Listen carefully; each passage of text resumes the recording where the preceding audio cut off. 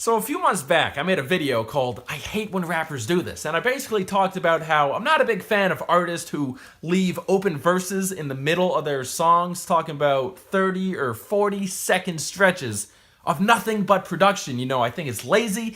I think it's almost disrespectful to producers who want to hear artists do their thing on their beats. And now we got another thing that grinds my gears. Call it I Hate When Rappers Do This Part 2.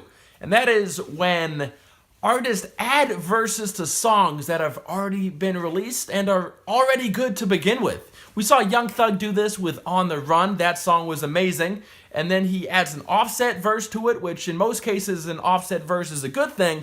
But in this scenario, when the song is already really good, don't mess with what's not broken. And then we had Lil Durk do it recently with Don't Talk to Me. He had an awesome Gunna verse on there. And then he adds the most random Juice WRLD verse, totally unnecessary. After the album was already released, he just had to throw on a Juice WRLD verse. And no disrespect to Juice WRLD, but that verse ain't good. And now again, we have 21 Savage, who supposedly is going to add a Travis Scott verse to his album.